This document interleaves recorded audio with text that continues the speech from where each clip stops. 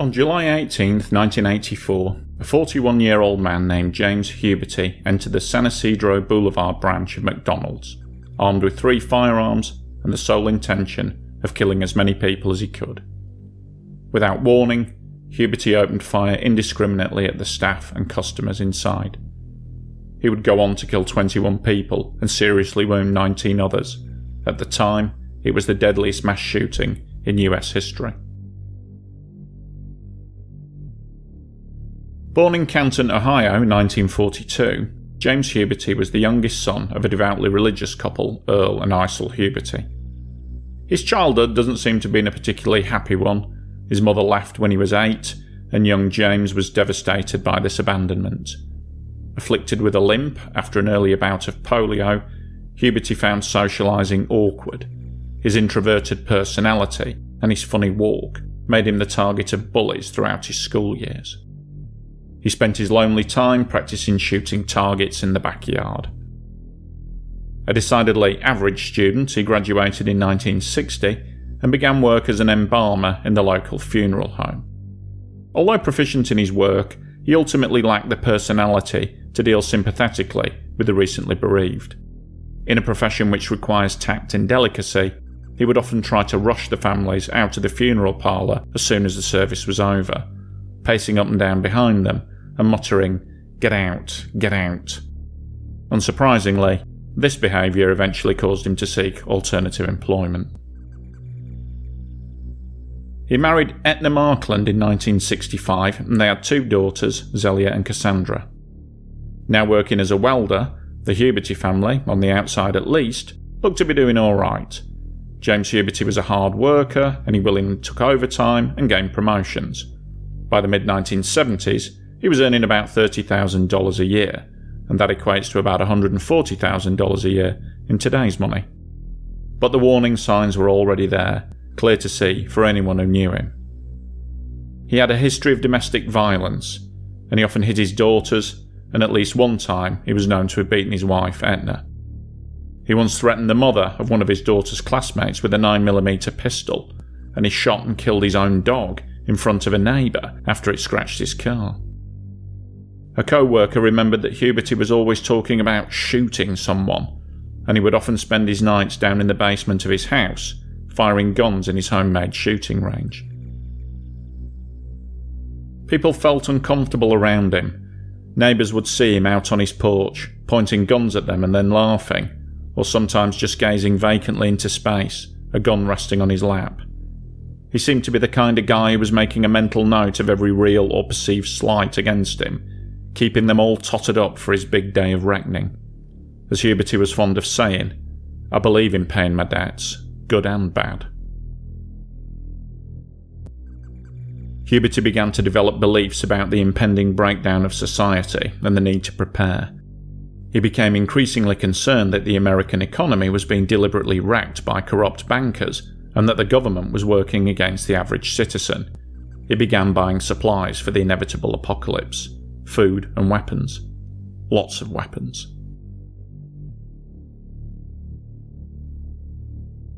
In 1982, the welding plant where Huberty had worked for 13 years closed down and he found himself suddenly unemployed.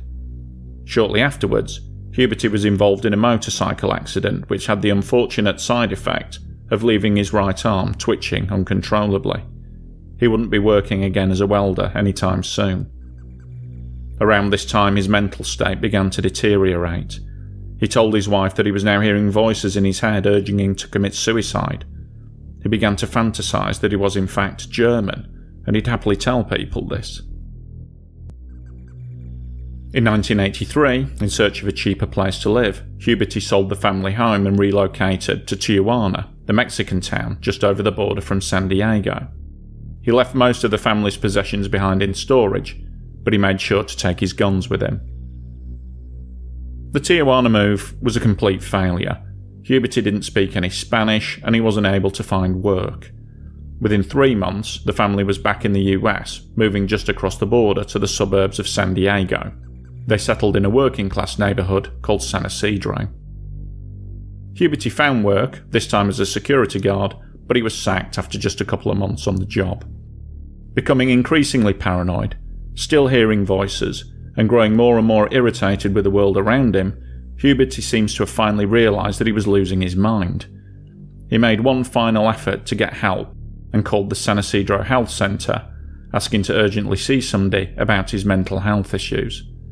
He was promised a return call, but in a horrible twist of fate, the receptionist misspelled his name, and nobody ever called him back. Huberty calmly waited 5 hours by the phone for the return call that never came. Then he watched a movie with his wife, and he went to bed. The next day, July the 18th, in a surprise move, he took the whole family to the zoo. After a quick lunch at North San Diego McDonald's, the family returned home. James Huberty got changed into a dark maroon t-shirt and camouflage pants and kissed his wife goodbye. He told her he was going hunting, gonna hunt some humans. He grinned, gave her 2 thumbs up and left.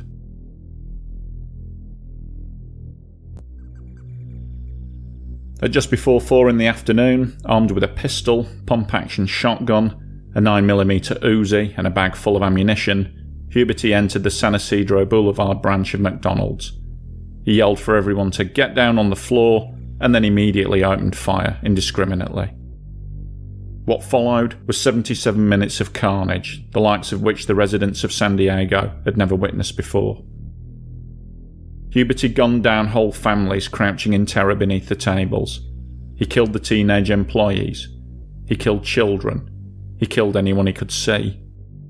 He shot at the windows of the restaurant, and he fired at people outside. Seemingly without a shred of remorse or humanity left in him, Huberty shot an 8-month-old baby in the back at point-blank range. He roamed around the restaurant looking for anyone wounded but that was still alive, and if he found anyone, he shot them over and over again, yelling all the time that he'd killed hundreds and he'd kill hundreds more. Within minutes of the first shots being fired, 911 calls had been made, but police units had mistakenly gone to the McDonald's down by the border, which was about 2 miles or 3.5 kilometres away. Realising their mistake, they turned around and headed back to the correct location, but precious minutes had been lost. The first officer on the scene was Patrolman Miguel Rosario. Unsure of what was happening inside, he approached the restaurant on foot, only to be fired on by Huberty. Outgunned and pinned down in the car park, Officer Rosario radioed in code 10, SWAT needed, followed by code 11, send everyone. Minutes later, the McDonald's was surrounded and cordoned off. SWAT teams took up positions on the perimeter, but the situation was unclear. Were there multiple gunmen inside? Were there hostages inside? The bullet-pocked windows reflected the daylight. From the outside, it was hard to see anything of the interior. Meanwhile, inside, Huberty had found a portable radio and was playing music while he reloaded his guns and sipped on a Coke, occasionally shooting at police and the gathering crowds outside, doing little dances to the music when the mood took him. At one point, he spotted a wounded lady who had opened her eyes. He swore at her, threw a bag of French fries at her, and then shot her again, multiple times. Deciding to explore the rear of the restaurant, Huberty hopped the counter to check the storage rooms in the back. He found a few employees cowering in terror, and he shot them too for good measure. Meanwhile, one wounded customer had managed to get outside, and he informed the police. The gunman is alone, and he's not taking hostages. At last, having been given the green light to take his shot, police sniper Chuck Foster got Huberty in his sights. Without hesitation, he fired one shot from his rifle. Huberty was struck just above the heart, and the bullet went straight through him, killing him instantly. He probably never even felt a thing. James Huberty was dead. The massacre was over. In the course of just over an hour, he had fired off 247 rounds of ammunition, and he'd killed 21 people and wounded 19 others. His oldest victim was 74, the youngest victim just 8 months old. At the time, it was the worst single mass shooting incident in American history. Of all the people caught inside the restaurant when the murder spree began, only 3 escaped unscathed. Traumatised and wounded survivors were being treated at the scene, which was now thronged with crowds of onlookers and news crews. The killings went on to make headlines around the world as people struggled to understand what had happened, what could possibly cause someone to commit a heinous act like this.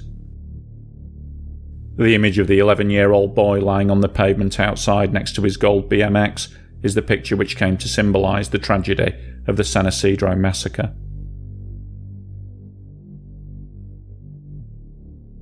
Ever practical, the McDonald's Corporation quickly got to work cleaning up, and within 48 hours, the San Isidro branch had been renovated and was ready to open up again.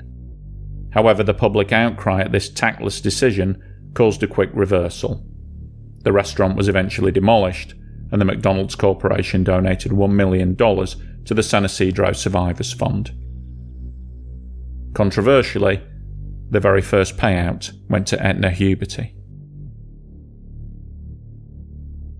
Edna Huberty later tried to sue McDonald's and the welding company for whom James had worked for $5 million.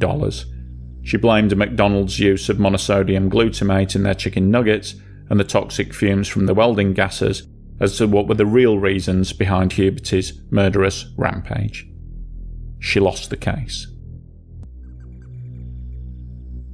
There's a small memorial on the site today, and every year on the Mexican festival of the Day of the Dead, the shrine is decorated with flowers and candles in memory of the victims of the McDonald's massacre.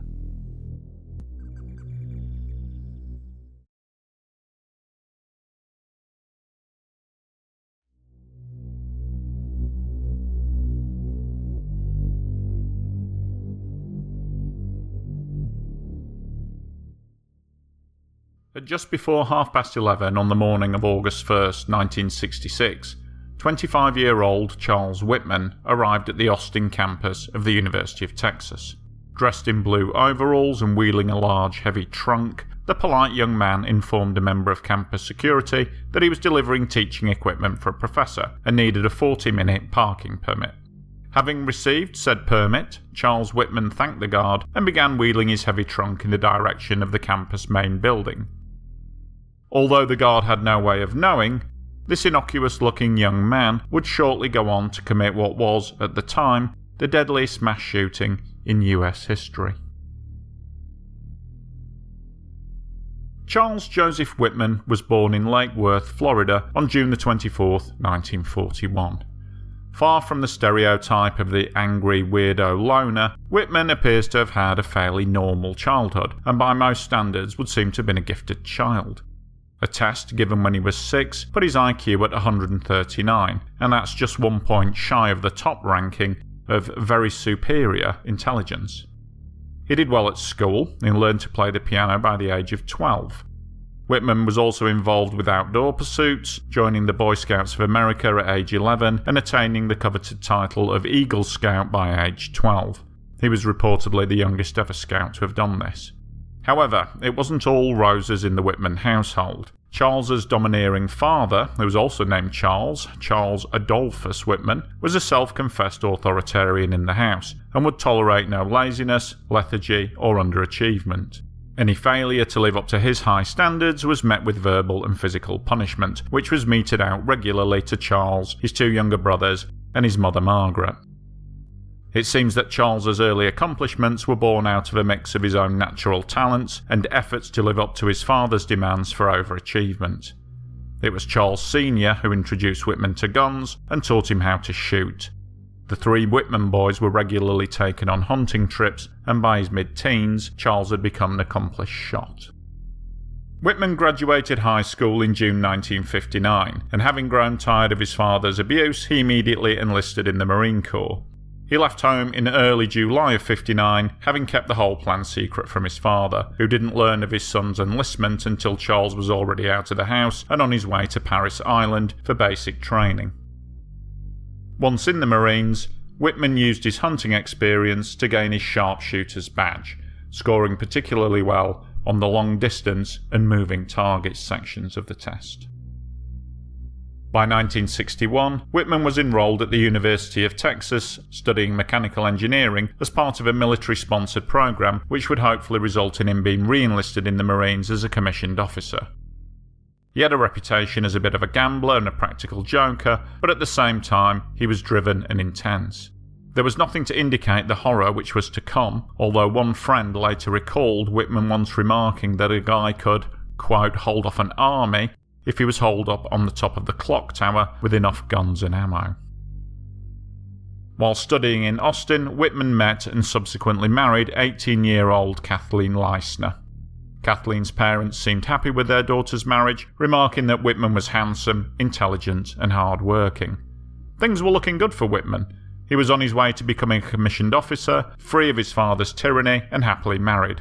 But unfortunately, the good times were not to last. Although obviously an intelligent guy, Whitman failed to achieve high grades while studying at Austin, and by February 1963, the Marine Corps had pulled his scholarship and ordered him back to active duty. Once back in the Marines, Whitman's troubles only compounded, as he was court-martialed for money lending, gambling, and keeping an unauthorised firearm on the base. He ended up doing 30 days in the pen, followed by 90 days hard labour. He was discharged from the Marines in 1964, and Whitman returned to Austin to be with his wife, where he re-enrolled at the university and took up a couple of admin jobs to bring in money to support himself and his wife. Although at this point, it's likely that Kathleen was the actual breadwinner, as she was working as a biology teacher at the local high school. Outwardly, Whitman may have seemed okay to work colleagues and friends, but inside he was struggling with anxiety, depression, and increasingly irrational and violent thoughts. Throughout 1965, Whitman had gone to see at least 5 separate doctors, and by now he was habitually popping Valium, amphetamines, and prescription painkillers to try and control the crippling headaches and random urges towards violence which seemed to plague him constantly. Whitman even visited the university psychiatrist, a Dr. Morris Heatley, where he openly confessed to his urge to get up on the clock tower with a rifle and start shooting people. Although Dr. Heatley recorded in his notes that Whitman positively oozed hostility and seemed fixated on the idea of shooting people from the tower, he decided there was nothing he could do, sent Whitman away, and promptly forgot about him. Whitman later wrote of that visit, "I talked with a doctor once for about 2 hours about my fears and overwhelming violent impulses. After one visit, I never saw that doctor again, and since then have been fighting with my mental turmoil alone, and seemingly to no avail." By 1966, Whitman's mother Margaret had joined him in Austin, finally having had enough of Charles Sr.'s abuse. This proved a particularly stressful time for Charles Whitman, with his father constantly telephoning him, pleading with him to convince his mother to return to Florida. Whitman was heading for a complete mental breakdown. His worsening anxiety and mental illness, compounded by the cocktail of drugs he was taking, had led him to a mental breaking point. On July the 31st, the day before the shootings, he wrote in his journal, "I do not really understand myself these days. I am supposed to be an average, reasonable and intelligent young man. However, lately, cannot recall when it started, I have been a victim of many unusual and irrational thoughts. These thoughts constantly recur, and it requires tremendous mental effort to concentrate on useful and progressive tasks. It was after much thought that I decided to kill my wife, Kathy, tonight after I pick her up from work. I love her dearly, and she has been a finer wife to me as any man could ever hope to have. I cannot rationally pinpoint any specific reason for doing this. I don't know whether it is selfishness, or if I don't want her to have to face the embarrassment my actions would surely cause her. The prominent reason, in my mind, is that I truly do not consider this world worth living in, and am prepared to die, and I do not want to leave her to suffer alone in it. Similar reasons provoke me to take my mother's life also." Seemingly having reached some sort of mental catharsis, Whitman's resolve crystallised, and he set about putting his plans into action that evening. He was briefly interrupted by a visit from 2 friends, who later remarked that he had not seemed his usual self. He was unnaturally calm, and seemingly indifferent to anything that they talked about. Once his friends had gone, Whitman drove to his mother's apartment, where he rendered her unconscious before stabbing her. Later that night, once his wife had returned from work and gone to bed, he killed her too. The laconic journal entry reads simply, 8/1/66, Monday 3 a.m, both dead. Whitman then spent the rest of the night and early next morning getting ready for his date with Destiny, and by 11:30 he was inside the university campus and wheeling his deadly arsenal towards the 30-storey clock tower. Whitman's rooftop rampage almost ended before it began, as upon entering the main building he found that the elevator was out of service. However, a helpful receptionist, seeing the overalls and the gear, assumed that he was a workman and flipped a switch to get the elevator running for him. Whitman grinned, thanked her, and got in, saying, "You don't know how happy that makes me." He exited on the 27th floor and lugged his gear up the last flight of stairs to the upper reception room and the observation deck.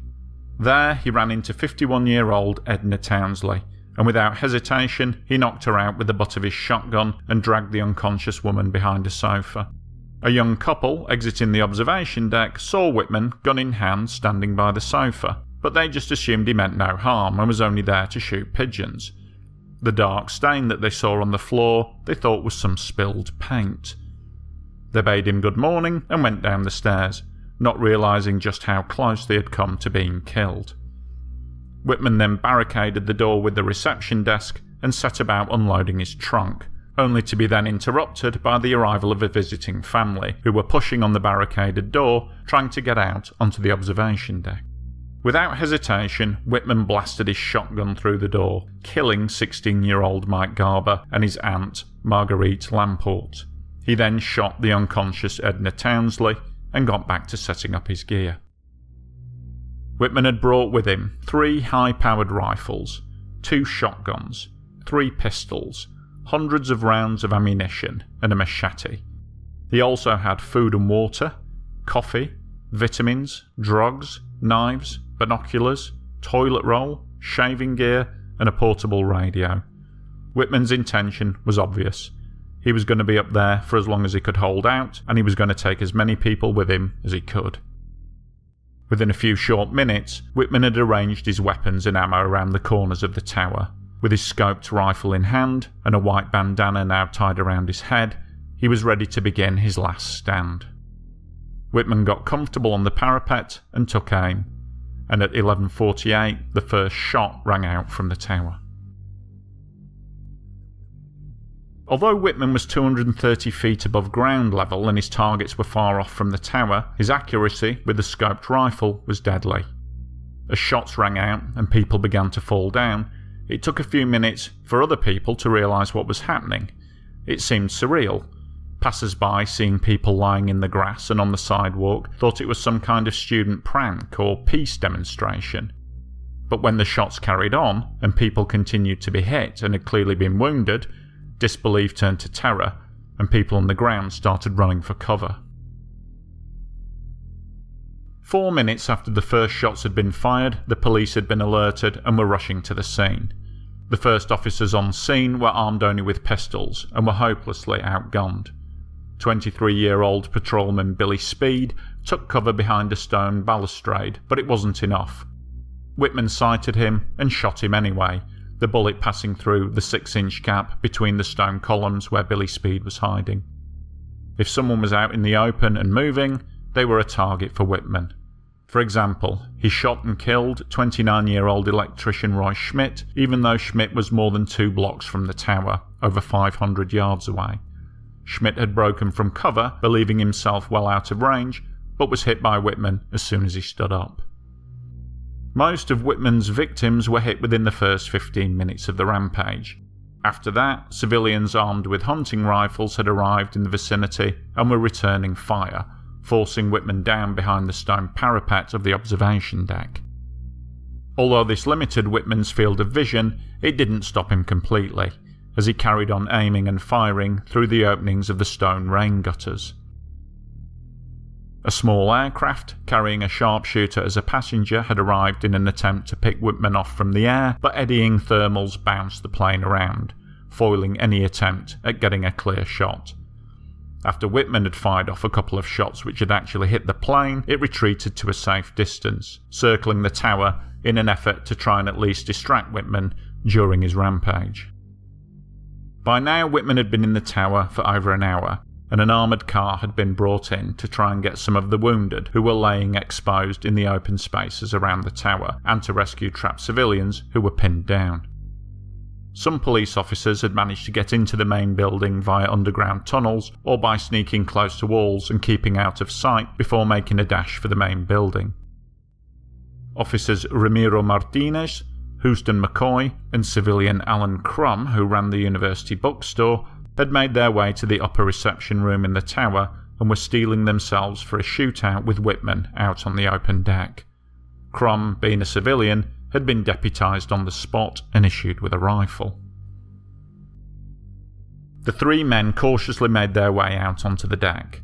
Crum covered the doorway as the two officers proceeded around the deck looking for the shooter. Thinking that he heard footsteps, Crum fired a shot off, causing Whitman, who was hunkered down in the opposite corner, to turn. At the same time, Martinez and McCoy rounded the opposite corner, saw Whitman, and opened fire. Most of Martinez's shots went wide, although he did hit the rifle that Whitman was holding, but McCoy's shotgun blast caught Whitman square in the face. He most likely died instantly, but Officer Martinez wasn't taking any chances. He grabbed the shotgun from McCoy, uttered a wild yell, and ran, firing once more at Whitman's prone body. The Texas Tower sniper was dead, and the massacre was over. Whitman's shooting spree had lasted 96 minutes, during which time he had killed 15 people and wounded 31 others. One victim died the following week in hospital, another died some 35 years later as a result of the injury that he suffered that day. Whitman was dead, but he had killed 17 people in all and left many others paralysed, traumatised, scarred, and maimed for life. The Texas Tower shootings are often referred to as the first instance of mass shooting in the United States, and although not factually correct, Whitman's shooting spree was the first to be covered by the national media as events unfolded, and as such, created much more of an impact upon 1960s America than any other earlier shootings. There were books written about the shooting, numerous magazine articles, and even a made-for-TV movie starring Kurt Russell, which was released in 1975. To this day, nobody's really 100% sure of why Whitman went up into the tower and did what he did. Sometimes he's portrayed as a pent-up, overwrought bully, an emotional time bomb just waiting to explode, an all-American boy gone bad inside. The other view is that Whitman himself was a victim of parental abuse, a mentally ill man who was drowning in a spiral of prescription drugs, a man who could no longer control his irrational violent impulses and whose pleas for help fell on deaf ears. One last thing worth mentioning. In his final journal entry, Whitman requested an autopsy be performed on his body in the hope that they would find something to explain his actions and so prevent it from happening again. An autopsy was performed, and they did find something. A brain tumour, the size of a small walnut, which was pressing up hard against Whitman's amygdala, the part of the brain which deals with fear and anxiety. Experts disagree on the severity of the symptoms associated with the tumour, but it's possible that the deaths of 17 innocent people and the wounding and scarring of so many others could have been down to something as simple as an undiagnosed medical condition.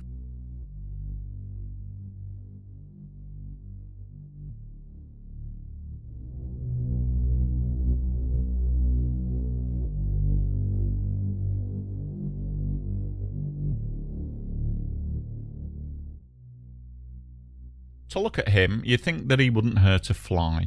With shoulder-length blonde wavy hair and pale blue eyes, he looks almost angelic. Driving his battered old yellow Volvo with surfboards strapped to the roof just added to the image of a harmless hippie-type surf bum. But don't be fooled. As they say, never judge a book by its cover. This is Martin Bryant, and on the 28th of April 1996, he entered the historic tourist site of Port Arthur and embarked upon one of the deadliest mass shooting rampages that the world had ever seen. Martin Bryant was born in May 1967 in Hobart, Tasmania, the first child of Carleen and Maurice Bryant. From an early age, Martin's mother Carleen suspected that there might be something wrong with her son. She remembers Martin had a habit of deliberately breaking his toys and described him as difficult and annoying. As a toddler, Martin would wander off so much that his mother was forced to attach him to the front porch with a leash to keep him safe. He was late in developing speech and he found it hard to make friends at school. Classmates called him Silly Martin, No Sense, and his nickname was The Shadow, due to his unnerving habit of creeping up behind people and leaping onto their backs. To him, this was probably just a game, a way of interacting with the other kids, but understandably, they found it annoying and they shunned him. To say that he was socially awkward would be putting it mildly. He seemingly showed little empathy towards anything or anyone and appeared to have learning difficulties. A psychological assessment of Martin at around age 14 described him as possibly schizophrenic, maybe also autistic, with a whole other raft of personality disorders. The ominous report stated, "Cannot read or write, mostly watches TV. Only his parents' efforts prevented further deterioration. His parents face a bleak future with him." In order to get young Martin away from the TV, Father Morris bought him an air rifle, which became one of his most treasured possessions.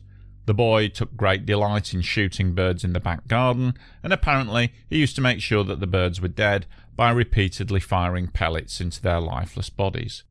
He also took to firing at passing cars and randomly shooting at boats out in the harbour.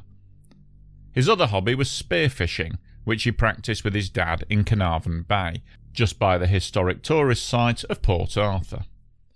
However, Martin lost probably his only friend he had at school after he pointed the loaded spear gun at the top of his friend's head and threatened to fire.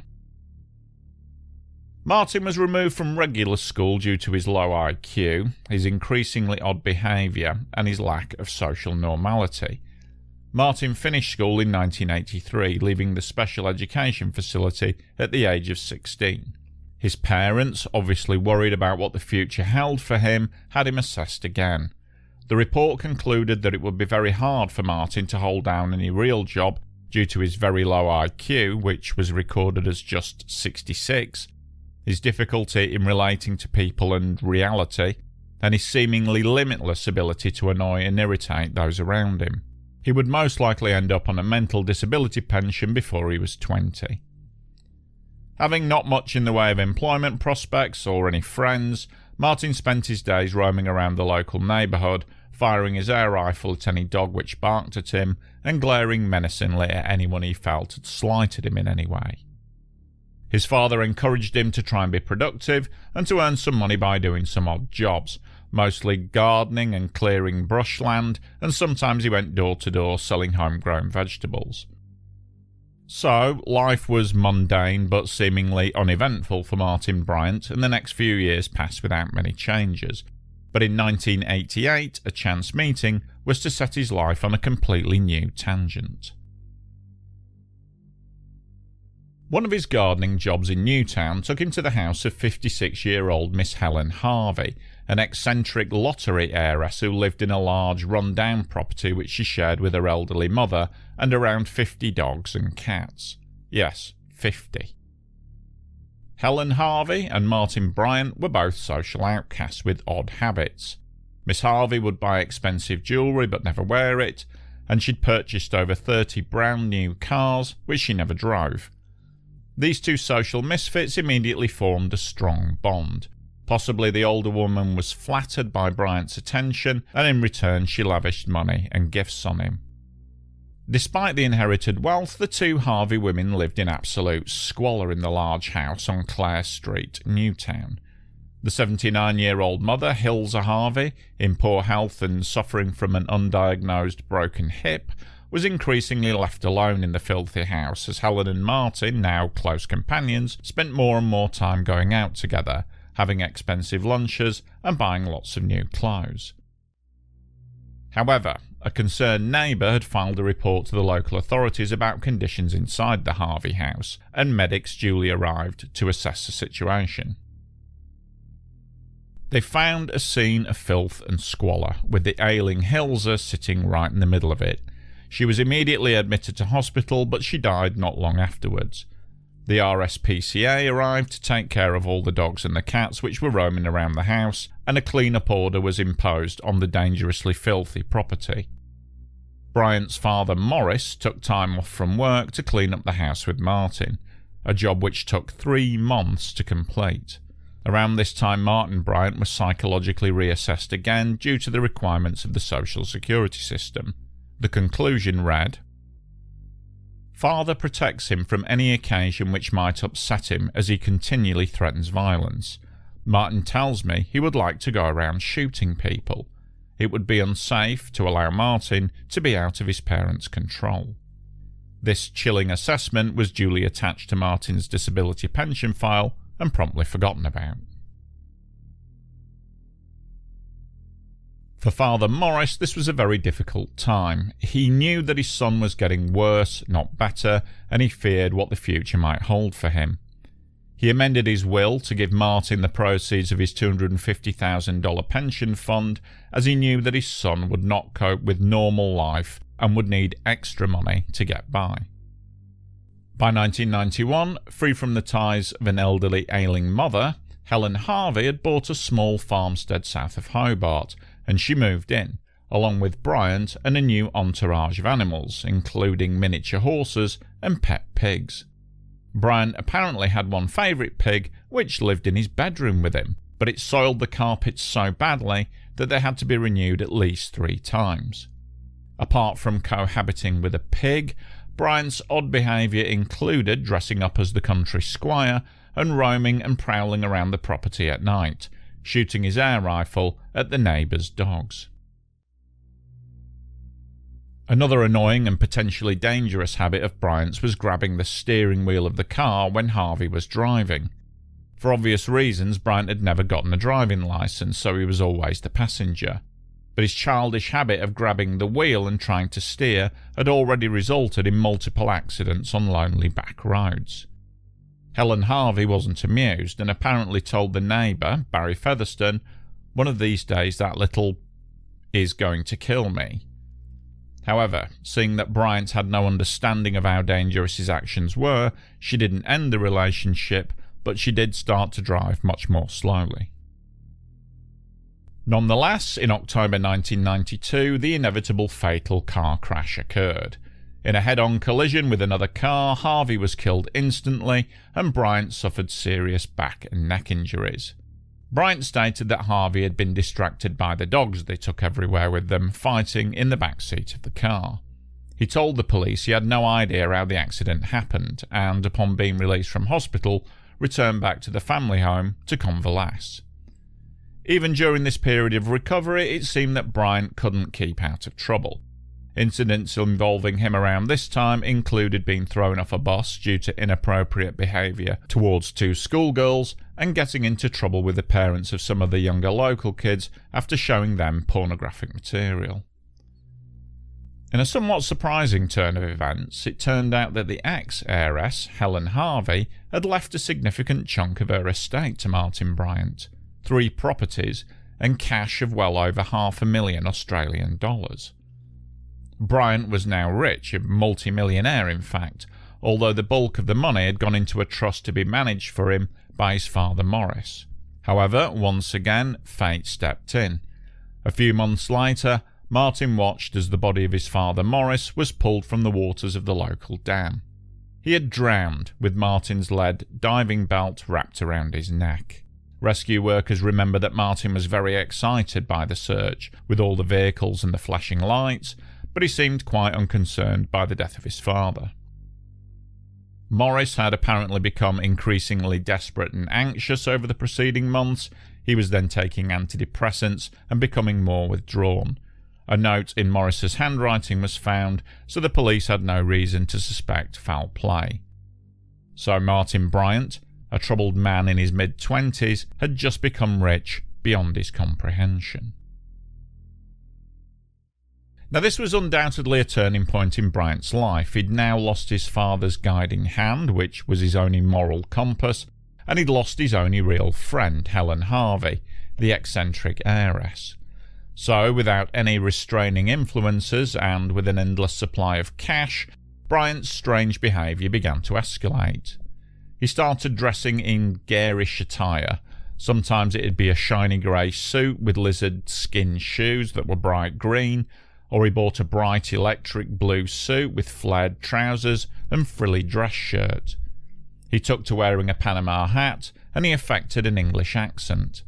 But he was still friendless and an outcast. Chris Jackman, the owner of the North Hobart restaurant where Bryant regularly ate, recalled one scene. It was horrible. Everyone was laughing at him, even the customers. I felt suddenly quite sorry for him. I realised that this guy didn't really have any friends. He was like a child, trying to impress everybody. So to fill his days, Bryant began travelling a lot, taking scores of international and domestic flights, visiting mainland Australia, Japan, Singapore, the States, and Europe multiple times over the next 3 years. His main reason for doing this seems to have been the opportunity it afforded him to be in close contact with people. He would talk away for hours to whichever poor devil was sat next to him. Sometimes he boasted of his newfound wealth, but he was garrulous and overbearing. He alienated almost everyone he met due to his weirdly over-friendly and too intense approach. One woman passenger described him as sleazy and creepy. He was that kind of guy who, despite his looks, put people on edge. Back in Tasmania, during a break in his travelling, he met Janetta Hawani through his mother's church group. Bryant, as usual, tried to turn on the charm, but failed miserably. Janetta's mother warned her to keep away from him. However, the next time they met, Janetta saw Bryant in a different light. He looked so cool. He seemed so different, so in touch. He had long, blonde hair, blue eyes. He had huge muscles, and he was rich. I did like him a lot. It seemed that Bryant's weird charm had eventually won somebody over. They dated for around 8 months, but it wasn't to last. Bryant was just too strange and unpredictable. He had a thing for deviant pornography, which he brought back from Sweden after one of his trips to Europe, which Janetta found distasteful. The house he owned was full of teddy bears and dolls, and he would go around repeating a line from the horror movie Child's Play, which he watched repeatedly. "Don't F with the chalk," he would shout, and then giggle maniacally. He was by now drinking heavily as well. Bottles of Sambuca and Bailey's Irish Cream were consumed daily.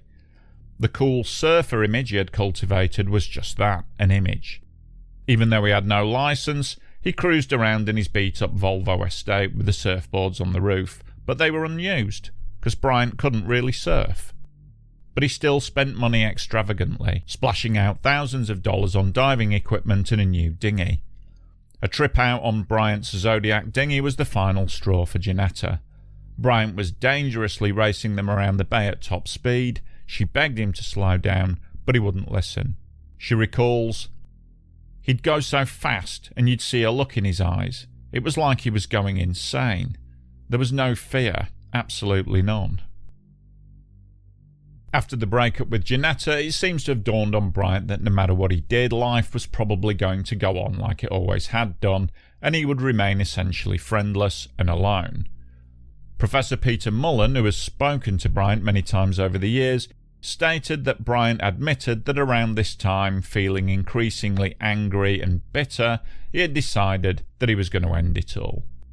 Unfortunately, Bryant saw TV coverage about the Dunblane Massacre in Scotland, and he seems to have become obsessed with this event, the endless media coverage, and the intense speculation regarding the motive of the perpetrator, Thomas Hamilton.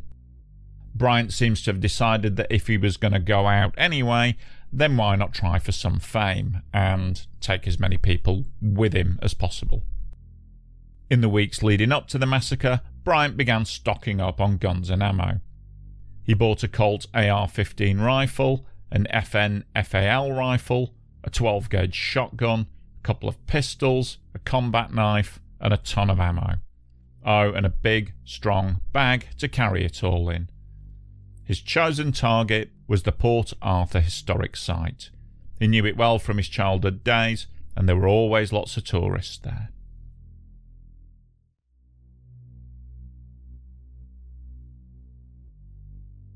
The day began unusually early for Bryant, as he'd set his alarm clock for 6 a.m, something he rarely, if ever, did, as he had no job to go to. But today, he had a job to do. This was the big day, the day that he would do something that everybody will remember me by. After spending the early part of the morning performing seemingly mundane tasks like filling up the car with petrol, shopping for tomato sauce, and stopping for coffees, Bryant slowly made his way down to Port Arthur. The first stop for Bryant was the Seascape Guest House, owned by David and Nolene Martin. This was a property which Bryant's father Morris had unsuccessfully tried to purchase some years earlier, his bid losing out to the current owners.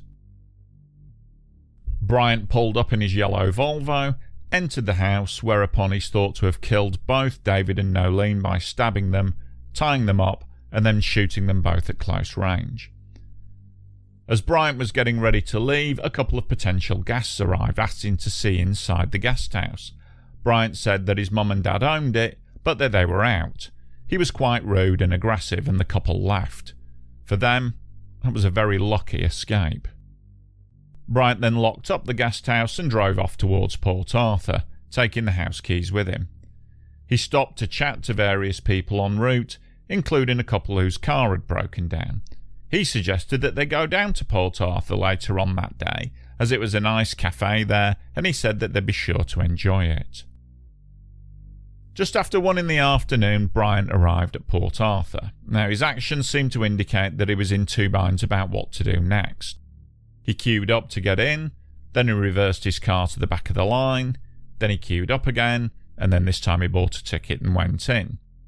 He went over and parked by the water's edge. The attendant told him to move his car to the car park, which he did, only then to move it back to the waterside again. He sat in the car for a while before finally shouldering his gun bag and entering the Broad Arrow Cafe to buy lunch. Survivor Ron Neander remembers, "This young bloke with long, blonde, surfy hair was standing right in front of us in the cafeteria line with his tray. He had a heavy, blue Rebel sports bag which kept slipping off his shoulder. I wondered what was in it that made it so heavy." Ron was shortly to find out. Bryant bought a big meal and sat out on the patio to eat it. He was waving his hands around in the air, and he commented several times about the number of wasps around and the lack of Japanese tourists that day. He was mumbling a lot to himself and seemed distracted. Having finished his meal, he went back inside the cafe. He returned his empty food tray, he stood by a corner table, he opened up his bag, and he pulled out the loaded AR-15 and opened fire into the small, crowded cafe. It's your gun. That's a shotgun. Stay inside. I'm pretty sure someone's got a gun. No, in fact, we're bloody positive of it. There's somebody going crazy, shooting people here. In the bloody confusion which followed, Bryant seemed to have the luck of the devil on his side. This quote is from Wikipedia. Within 15 seconds he had fired 17 shots, killing 12 people and wounding 10.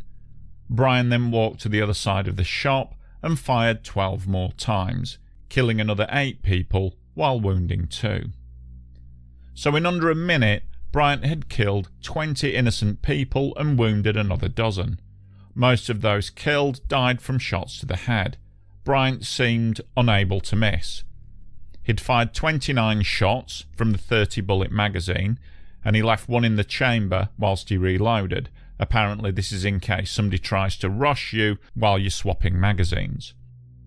After a short pause to see if the coast was clear, Bryant left the cafe and headed towards the coach park area, again opening fire at panicked tourists and staff members who were scattering and running for cover.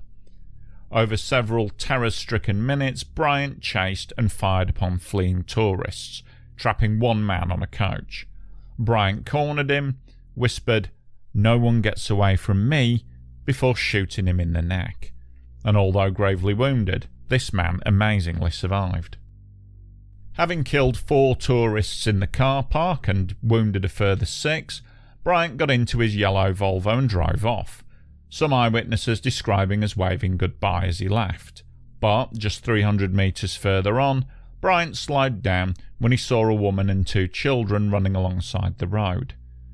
After pulling over slowly, as though he was offering to help, he got out of the Volvo and shot and killed Nanette Michak and her 2 daughters, Madeline 3 and Alana 6. Bryant then got back in his car and carried on up the road to the entrance gate. Here he found his way blocked by jammed cars. Once again, he got out of his car and entered into a heated argument with one man about getting through the gate. Apparently no one here at the toll booth realised the gravity of what had just taken place down by the cafe. Tiring of the argument, Bryant grabbed his FAL rifle from the car and shot the man in the chest. He also killed the driver of the BMW who exited his vehicle to see what was happening, as well as killing the other 3 occupants of the car. Bryant now swapped cars. He abandoned the old Volvo and transferred most of his guns and ammo into the BMW, along with a can of fuel and some handcuffs. After dragging the bodies from the BMW and firing off a few more shots at some approaching vehicles, Bryant drove off in the stolen car. His next stop was at the service station just up the road, where he cut off a white Toyota which was trying to turn out into the road. Bryant, rifle in hand, forced the Toyota driver Graham Pears into the boot of the BMW. He then shot and killed the Toyota passenger, Zoe Hall. Now with a hostage, Bryant headed back towards the guest house. On the way there, he opened fire on any passing cars, managing to wound another 3 people in the process. Luckily, there were no fatalities, and the injured and frightened occupants were able to get away, making their way to a nearby pub, the Fox and Hound, where the owner called the police. Up until now, Bryant had been able to act without anyone opposing him. The only 2 armed police officers in the local area were not around when the shooting had begun. They'd both been called away to a remote headland further south by a hoax call reporting a stash of narcotics which had washed ashore. This all added to the confusion, and the 2 police officers seemed to have no real idea of what was going on or who was responsible.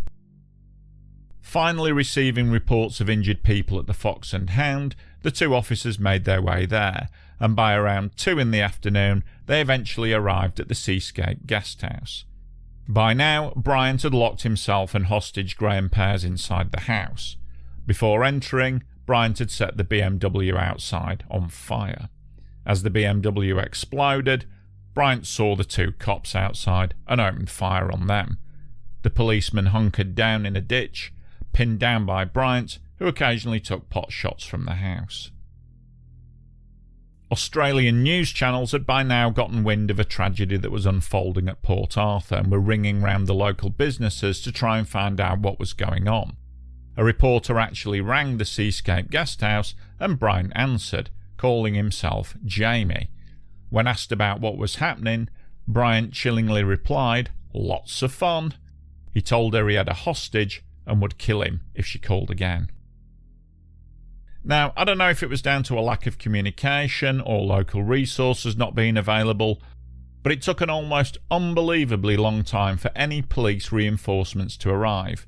In fact, the police special operations group didn't turn up until around 9 o'clock that night. Now that's some 8 hours after Bryant had entered Port Arthur. At this point, the 2 pinned policemen were rescued from the ditch, and a tense standoff went on through the night.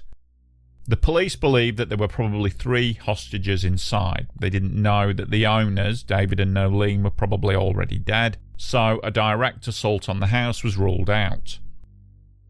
Bryant, using the cordless phone, asked for a helicopter to take him for a ride to the airport, and strained negotiations continued through the night until Bryant's cordless phone ran out of power and the line went dead. At just after 8 the following morning, smoke was seen billowing from the windows of the house, and Bryant yelled for the cops to "come and get me." The police were not to be lured out though, and they waited until the house was fully ablaze, at which point Bryant ran out, tearing off his burning clothes. He was arrested and taken to the hospital under heavy guard to be treated for burns. In the charred ruins of Seascape, police discovered the bodies of David and Nolene Martin and the hostage, Graham Pears. In his 18-hour killing spree, 28-year-old Martin Bryant had murdered 35 men, women and children and wounded a further 23. The Port Arthur Massacre was widely, but incorrectly, reported as the worst ever incident of mass murder involving a single gunman. Coming just 2 weeks after the Dunblane Massacre, it shocked not only the island state of Tasmania, but the whole of Australia. Just 12 days after the massacre, Prime Minister John Howard introduced tough and sweeping gun control laws to effectively outlaw the ownership of firearms in Australia and Tasmania. Bryant soon recovered from his burns and was interviewed extensively by police and psychiatrists. Although diagnosed as suffering from Asperger's syndrome, he was declared sane and able to stand trial. Although initially claiming to be innocent and denying even being at Port Arthur on the day, Bryant's defence lawyer John Avery convinced him to spare everyone the embarrassment of a farcical trial and to just plead guilty. Bryant complied, writing down in his childish handwriting his damning confession. Bryant was sentenced to 35 life sentences and will never be released from prison. He spends almost all of his time alone. He's visited by his mother on occasion, but apparently he simply stares into the middle distance and refuses to speak. He rarely exercises, and his diet of pot noodles and bars of chocolate have caused him to balloon in weight. The prison officer who sees Bryant on a daily basis has stated, "There's no criminal mastermind here, just a dim-witted, obese slob." To this day, only Bryant's lawyer John Avery knows what motivated Martin Bryant to commit such a horrendous act of violence, but client privilege prevents him from speaking out. 10 years after the massacre, Avery said in an interview, "If I wasn't bound by client confidentiality, then I would, even if only as a historical record, release the files. I'm not suggesting that there is any big secret, but it is evident that the whole story has never been told." I remember at the time that this happened thinking, what a bizarre place for an incident like this to occur. Tasmania, nothing ever happens there. And Port Arthur, just looks like a beautiful, scenic, tranquil spot. It's absolutely the last place you'd expect something awful like this to happen. Now, while I was doing the research for this video, I came across the fact that there are a lot of people out there who basically don't believe that Bryant even did this, that the whole thing was a setup. I'm not going to go into it here because it's off into the rabbit hole of kind of conspiracy theory stuff, but I'm going to make a small video for it for my Patreons, which you can find over on my Patreon page. Thanks for watching, and I'll see you in the next video.